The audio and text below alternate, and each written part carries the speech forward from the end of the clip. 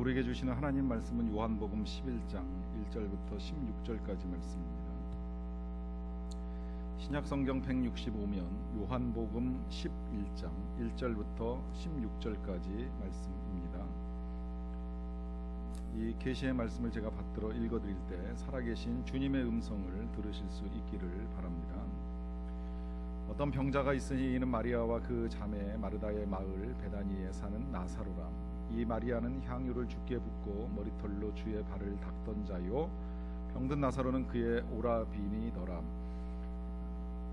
이에 그 누이들이 예수께 사람을 보내어 이르되 주여 보시옵소서, 사랑하시는 자가 병들었나이다 하니 예수께서 들으시고 이르시되 이 병은 죽을 병이 아니라 하나님의 영광을 위함이요 하나님의 아들이 이로 말미암아 영광을 받게 하려 함이라 하시더라. 예수께서 본래 마르다와 그 동생과 나사로를 사랑하시더니 나사로가 병들었다 함을 들으시고 그 계시던 곳에 이틀을 더 유하시고 그 후에 제자들에게 이르시되 유대로 다시 가자 하시니 제자들이 말하되 랍비여 방금도 유대인들이 돌로 치려 하였는데 또 그리로 가시려 하나이까. 예수께서 대답하시되 낮이 12시간이 아니냐. 사람이 낮에 다니면 이 세상의 빛을 보므로 실족하지 아니하고 밤에 다니면 빛이 그 사람 안에 없는 고로 실족하느니라. 이 말씀을 하신 후에 또 이르시되 우리 친구 나사로가 잠들었도다. 그러나 내가 깨우러 가노라. 제자들이 이르시되 주여 잠들었으면 낫겠나이다 하더라. 예수는 그의 죽음을 가리켜 말씀하신 것이나 그들은 잠들어 쉬는 것을 가리켜 말씀하심인 줄 생각하는지라. 이에 예수께서 밝히 이르시되 나사로가 죽었느니라. 내가 거기 있지 아니한 것을 너희를 위하여 기뻐하노니 이는 너희로 믿게 하려 함이라. 그러나 그에게로 가자 하시니 디드모라고도 하는 도마가 다른 제자들에게 말하되 우리도 주와 함께 죽으러 가자 하니라. 제가 오래전에 사역하던 교회에서 여집사님 한 분이 병원에서 암 진단을 받고 수술을 하시게 되었습니다. 병원에 입원하시고 수술을 앞두셨을 때 신방을 간 일이 있습니다.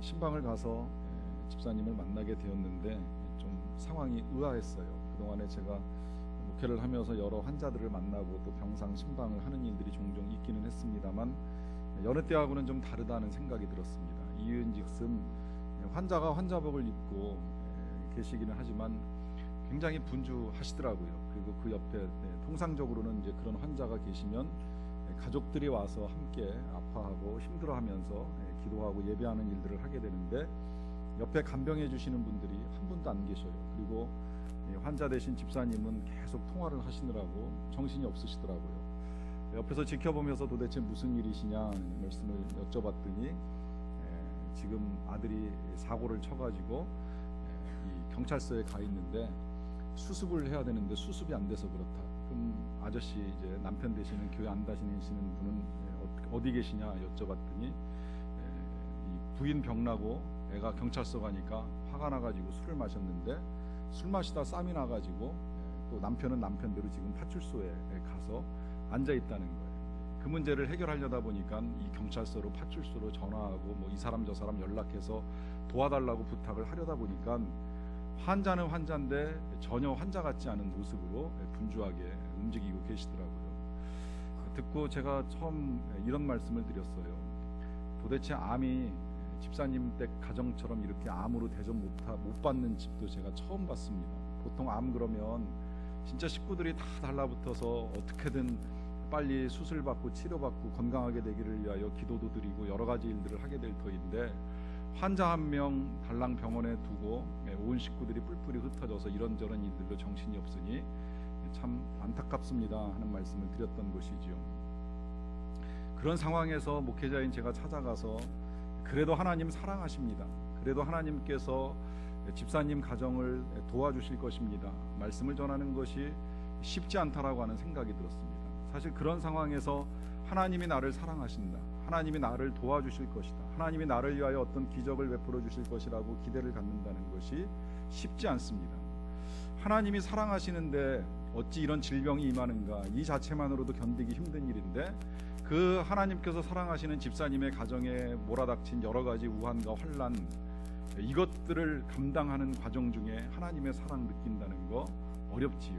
우린 사랑보다는 오히려 의심이 커집니다. 오히려 하나님의 사랑을 느끼기보다는 하나님을 향하여 우리의 마음속에 배신감이 찾아 들어올 수도 있습니다. 이유는 우리가 너무 사랑한다라고 하는 생각이 컸기 때문에 그 배신감이 상대적으로 더 커질 수도 있다라고 하는 것입니다. 오늘 하나님께서 여러 가정들을 사랑하시지만 그 가운데서도 특별히 사랑하시는 가정을 오늘 우리가 보게 되는 이 나사로의 가정으로 꼽습니다.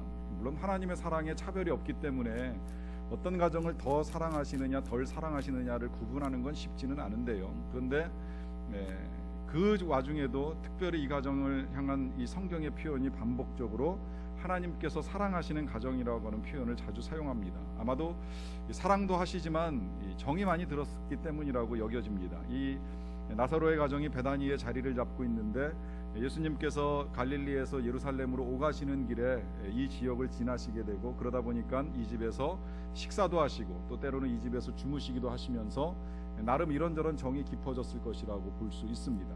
또 그런데다가 이 가정에 부모님이 안 계십니다. 나사로와 누이인 그 자매들인 마리아와 마르다 3남매가 살고 있는데 부모님이 계시지 않다 보니까 예수님이 더 특별한 애정을 가지고 돌봐 주셨으리라고 생각을 할 수 있습니다. 그러다 보니 이 가정이 사랑을 받는 가정이신 것만큼은 틀림이 없는데, 문제는 이 가정의 가장이라고 할 수 있는 이 나사로가 병이 들었습니다. 그것도 죽을 병입니다. 뭔가 앞뒤가 안 맞는 것 같지 않습니까? 예수님이 사랑하시는데 병이 듭니다. 이런 것들 때문에 우리가 하나님의 사랑을 의심합니다. 병들면, 사랑하시면 병을 막아주셔야 되는 것이 맞지 않습니까? 사랑하시는 가정을 지켜주시고 보호하신다고 하나님은 너를 지키시는 자라고 하시는 말씀을 늘 들려주시는데, 왜 그 가정에, 그것도 이 불우한 가정의 가장이라고 할 수 있는 남자가 병이 들어서 온 식구가 근심에 빠지고 어려움을 겪게 되는지, 이 일을 겪게 되면 의심이 생기지요. 그 의심이 제가 배신감이라고 말씀드리는 이유는 그만큼 주님에 대한 기대가 컸기 때문입니다. 그리고 사랑과 신뢰가 깊었기 때문에 그 배신감은 커질 수밖에 없습니다. 여러분, 부모가 자식을 가르치는 거 쉽지 않다는 이야기를 많이 합니다. 아이들 공부를 가르치는데 부모가 자녀에게 직접 공부를 지도하는 건 정말 어렵습니다. 저도 몇 차례 시도를 해보았지만 이와 같은 시도를 계속 하다가는 딸과의 관계가 악화될 수도 있겠구나라고 하는 생각을 가지고 포기한 적이 몇 번 있습니다. 왜 그럴까요? 부모와 자녀와의 관계는 사랑으로 얽혀 있습니다. 어떤 형태로든 자녀는 부모가 나를 사랑한다는 걸 알고 있고요, 부모도 자녀를 사랑합니다. 그런데 공부를 가르치다 보면 아이를 기도하는 과정 중에 답답하니까 목소리도 올라가고 또 경우에 따라서는 매를 드는 일이 있을 수가 있습니다. 이건 어쩔 수 없는 일일 수 있습니다만은, 문제는 그 같은 일들을 하게 될 때 자녀의 입장에서 볼 때는 이게 엄청난 충격입니다. 부모님이 나를 사랑하시는데 나한테 들려주는 말씀이 감당이 안 됩니다. 또 부모님이 나를 사랑하시는데 매를 든다라고 하면 이 또한 힘든 일이 될 수밖에 없습니다. 그러다 보니까 부모가 자녀를 가르치는 거 어렵지요. 그래서 부부간에 절대 해서는 아니 될 일 가운데 한 가지로 꼽는 것이 운전을 가르쳐주는 것이지요.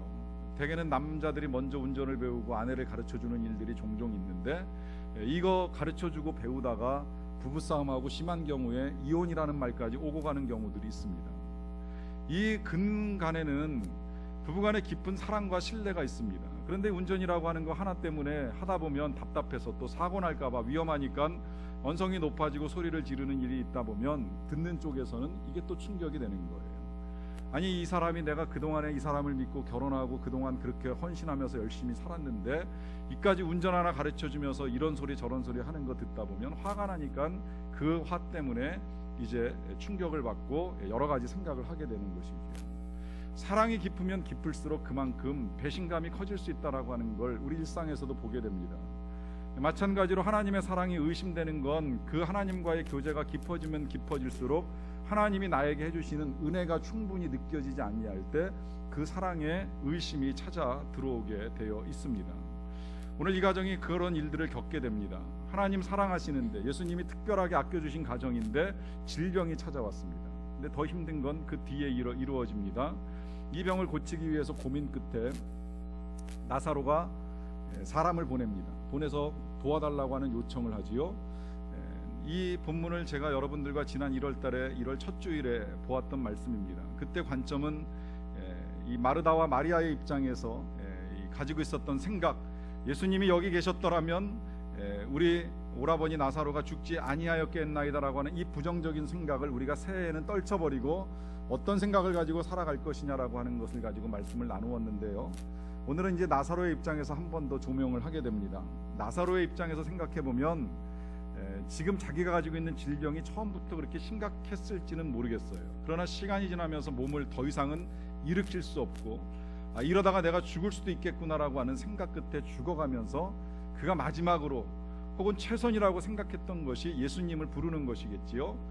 예수님이 오시면 달라질 거야. 예수님이 오시면 날 능히 고쳐주실 수 있을 거야. 왜냐하면 예수님은 이미 많은 사람을 고치셨고 또 때로는 귀신도 내쫓으시고 때로는 풍랑도 가라앉히시고 놀라운 일들을 많이 하셨다고 하니까 나의 이까지 질병쯤이야 얼마든지 고쳐주시겠지 믿음 가지고 사람을 보냅니다. 그런데 예수님이 오시지 않아요. 별의별 생각이 다 들겠지요. 연락은 제대로 간 것일까?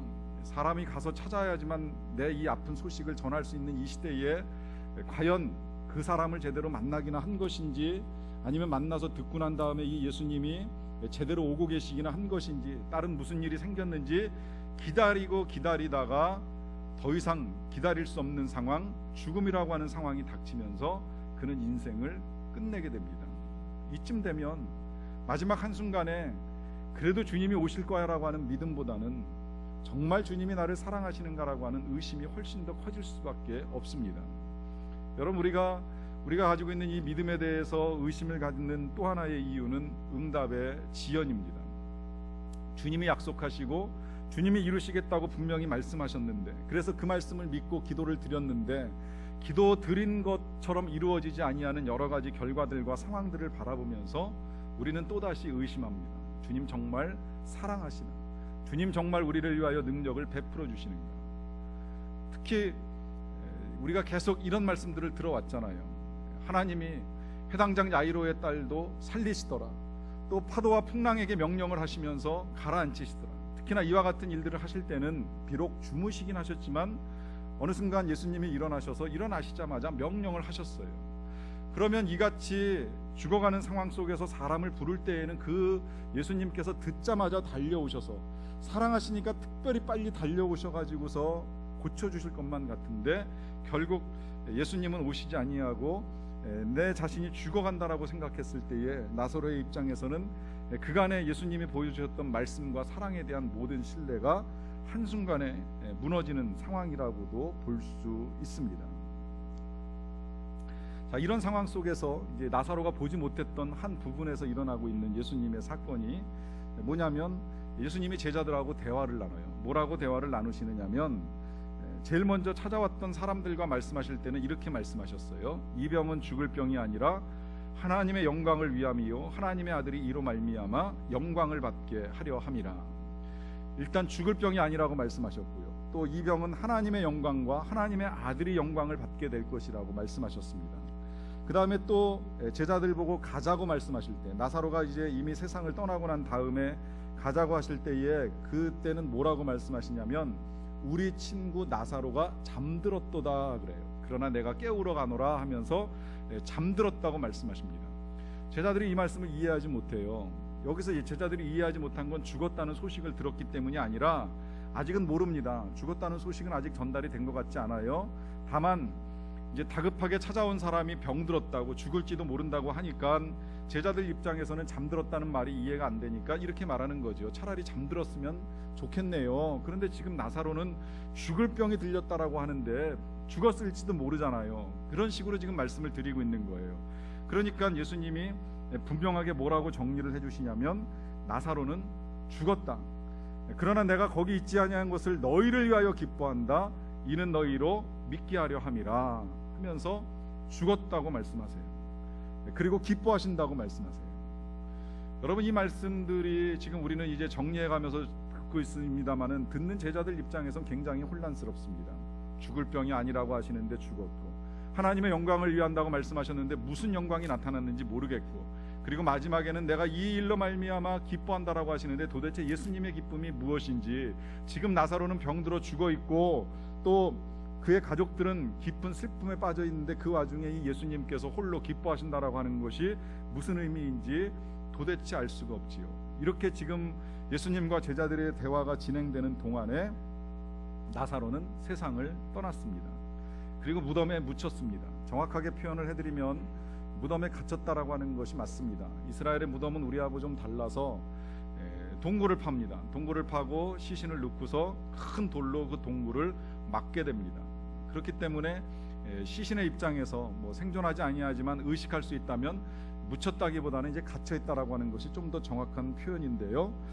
그 상태에서 나사로는 죽어 있습니다. 그리고 시간이 흐릅니다. 시간에 대한 인식은 불가능합니다. 작년에 우리나라에 번역된 책 가운데 하버드 대학교 의과대학 교수인 이븐 알렉산더라고 하는 분이 쓴 책 가운데 나는 천국을 보았다라고 하는 책이 있습니다. 이분은 그 모든 것을 과학적으로 생각을 하던 사람이었는데 자기가 세상을 떠나고서 7일 동안 내사 상태에 있다가 경험하게 된 천국을 자기가 알고 있는 지식인 그 최첨단 뇌과학 이론과 의학적 추론을 통해서 이제 다시 정리를 한 사람입니다. 그 책 속에서 그가 이 죽음 가운데 보내는 시간에 대해서 표현하기를 도대체 얼마의 시간이 흐르는지를 인식할 수 없다는 거예요. 그리고 나중에 자신이 깨어나서 이제 세상에 다시 돌아오게 되었을 때 식구들과 의사들과 여러 사람들의 의견을 종합해서 보니까 한 7일 정도의 시간이 흘렀다는 걸 뒤늦게 알게 되었다는 겁니다. 그러니까 죽음의 상태에서는 시간이 어느 정도로 흘러가고 있는지는 정확히 알 수는 없다는 거예요.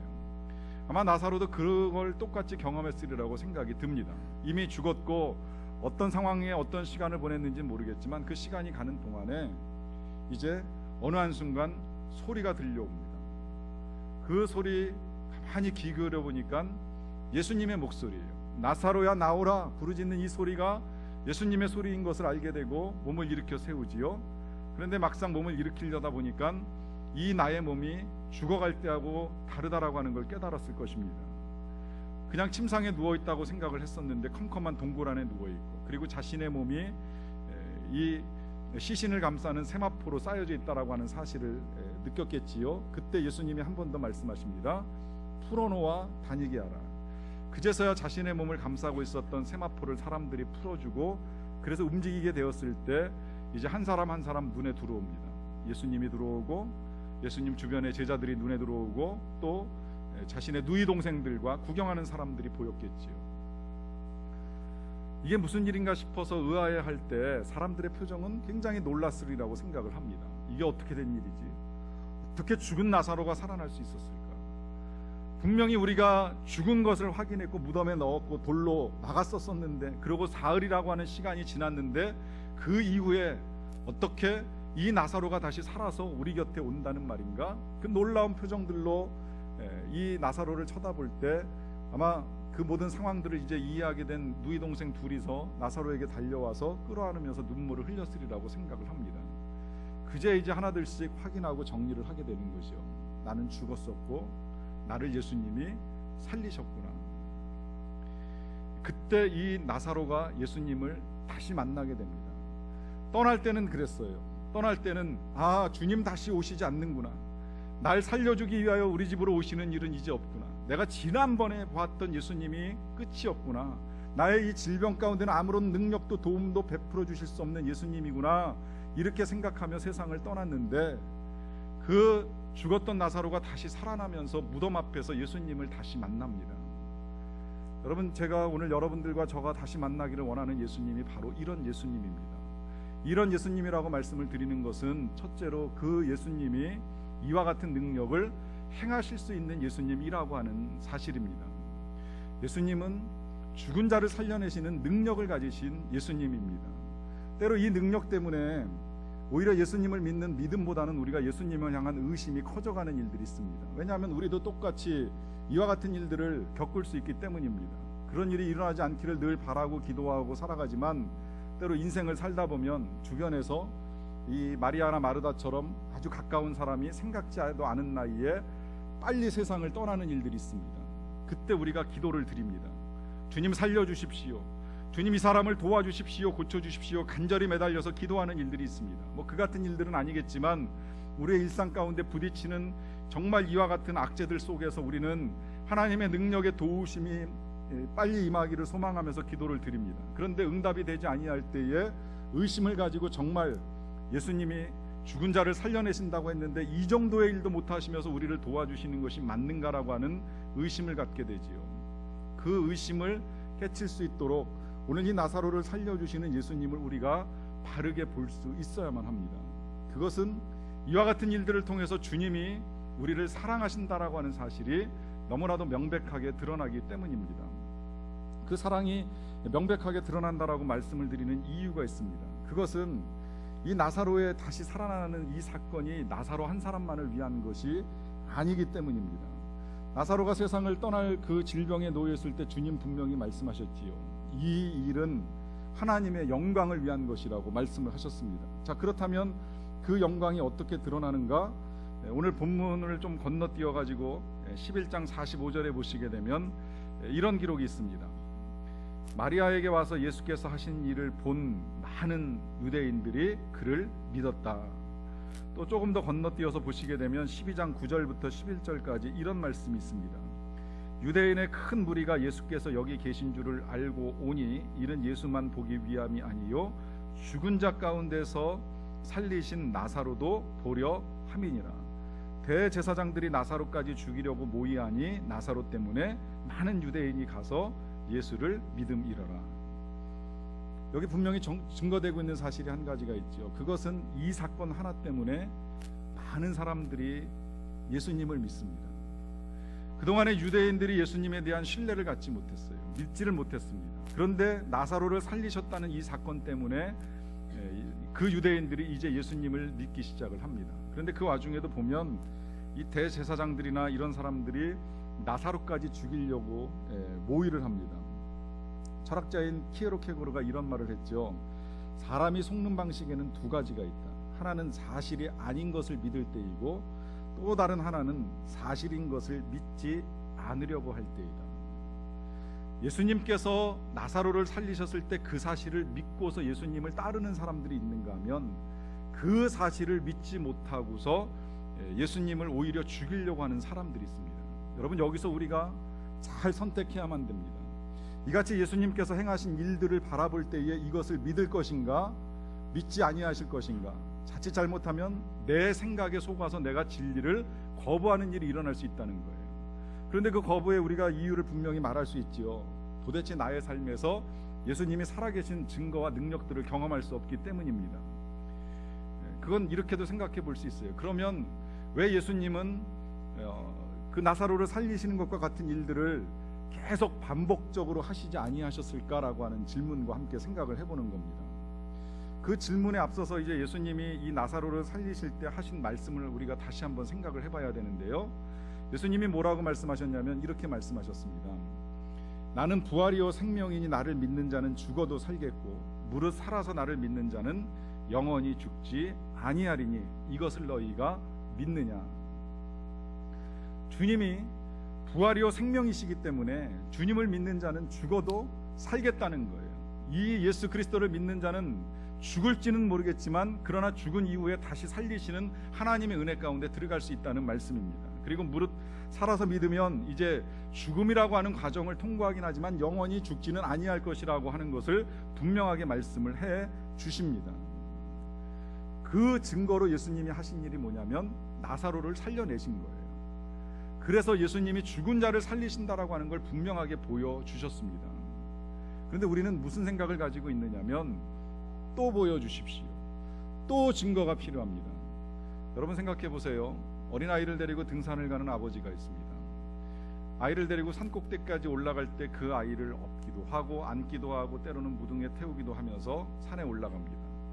올라가서 산 언덕에 쉴 때 아이가 생각할 때 아버지는 대단합니다. 자기는 혼자서 올라오는 것이 힘들어서 아버지에게 안기기도 하고 또 업히기도 하면서 여기까지 왔는데 우리 아빠는 기운이 세가지고 나를 여기까지 업고 안고 이 꼭대기까지 올라왔다. 이 사실만 해도 굉장히 놀랍거든요. 그런데 아빠는 정말 힘이 센 것 같아. 아빠 대단해 말하는 그 말에 우쭐해가지고 아빠가 자신의 힘을 과시하기 위해서 주변에 있는 무거운 돌을 갖다가 아이에게 들어보라고 할 때가 있어요. 들까요? 못 들까요? 못 들죠. 자, 아빠가 그 아이가 꼼짝도 할 수 없는 그 돌을 번쩍 치켜듭니다. 보는 것만으로 아이에겐 대단한 일인데 그 아이 보는 앞에서 한 번 더 힘을 과시하기 위해서 이 아버지가 그 돌을 집어가지고 던졌어요. 아이의 입장에서 봤을 땐 정말 대단한 일이에요. 꼼짝도 못하게 움직일 수 없는 그 무거운 돌을 아버지는 번쩍 들어가지고 던지기까지 하는 이 아버지는 적어도 어린아이의 눈에 있어서만큼은 슈퍼맨입니다. 자, 이 한 번으로 충분히 아버지가 갖고 있는 능력을 아이에게 다 보여줬어요. 한 번이면 충분합니다. 그런데 그 아이에게 똑같은 일들을 반복하면서 그 산 언덕에 있는 모든 돌들을 다 집어다가 이리 던지고 저리 던지고 하면서 할 필요가 있어요, 없어요? 없지요. 한 번만으로도 내가 너보다 훨씬 더 기운이 세고 능력이 있다는 걸 충분히 보여주었기 때문이에요. 예수님께서 일일이 많은 사람들을 다 살려내시지 아니하시는 이유는 이 한 가지입니다. 한 번 보여주신 거예요. 아니, 실상은 한 번이 아니라 이미 여러 번 보여주셨지요. 우리가 본 대로 회당장 야이로의 딸도 살려내셨고요. 우리가 이번에 보진 않았습니다마는 나인성에 사는 여인의 아들도 살려냅니다. 그리고 마지막으로 무덤 속에 들어간 이 나사로까지 살려냄으로 인하여서 그 어떤 사람이라도 능히 살려낼 수 있는 능력의 하나님, 그분이 바로 우리 예수님이신 것을 분명하게 보여줍니다.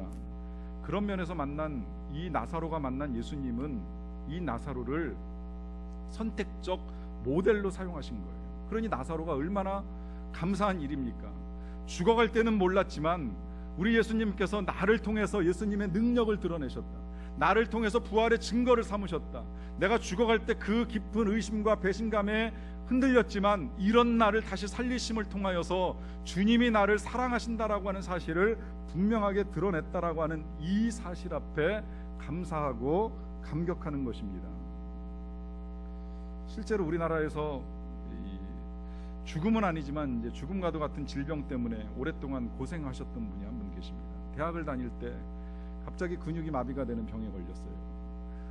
여러 병원 다니면서 진단받아 보니까 근육 무력증이라고 해서 서서히 근육이 마비되는 질병입니다.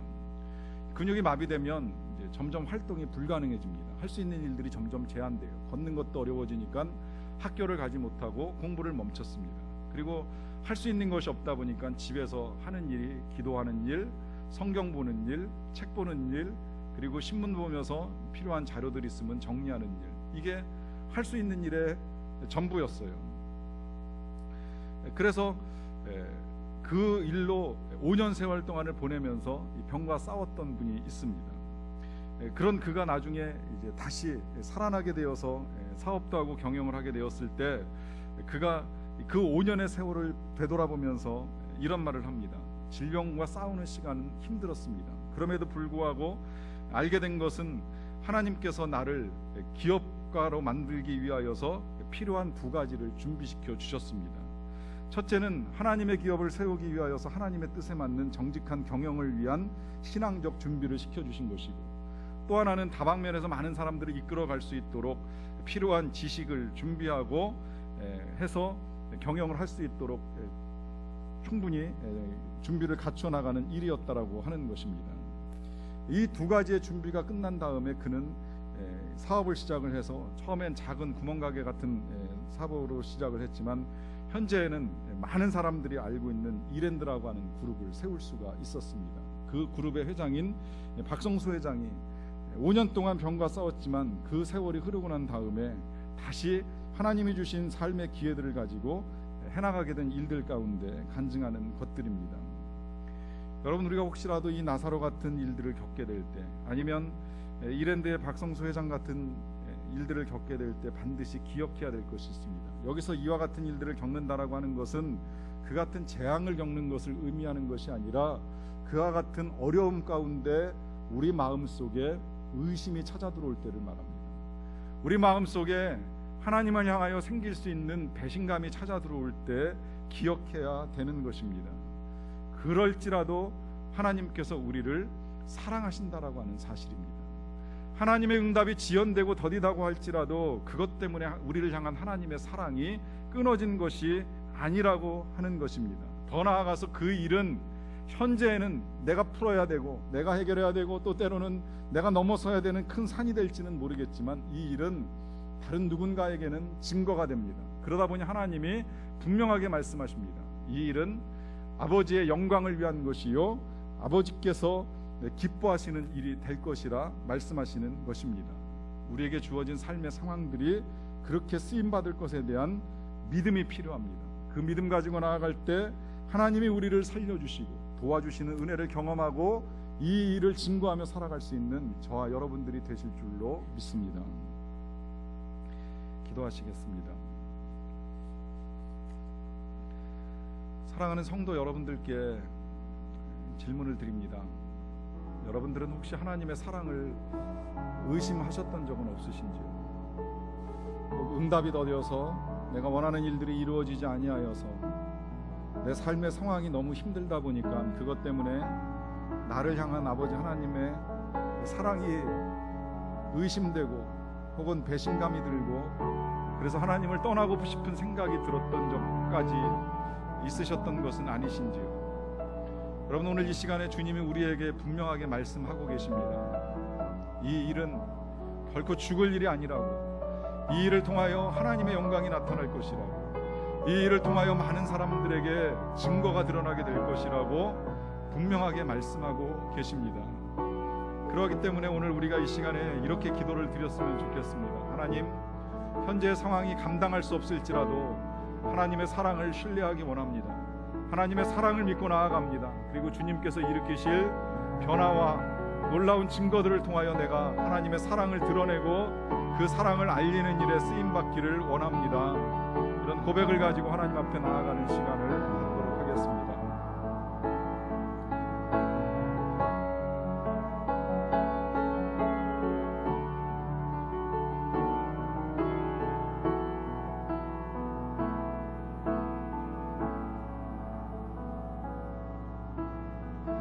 하나님, 오랫동안 기도하고 또 풀리지 않는 일들 앞에서 하나님의 사랑을 의심하고 방황하였음을 고백합니다. 하나님의 사랑을 믿지 못하는 믿음 때문에 흔들렸음도 고백합니다. 그러나 그것으로 인하여 우리에게 향한 하나님의 사랑이 끊어진 것이 아니에요. 오히려 하나님이 이후에 이루실 일들로 인하여 영광 받으시고 이후에 이루실 일들로 통하여서 하나님의 살아계심을 드러내실 것을 우리가 기대할 수 있도록 도와주신 것을 감사드리옵나이다. 믿사옵고 나아가옵나니 하나님 일하시고 하나님의 행하시는 일들을 통하여 하나님께서 영광 받아 주시옵소서. 예수님의 이름으로 기도하옵나이다.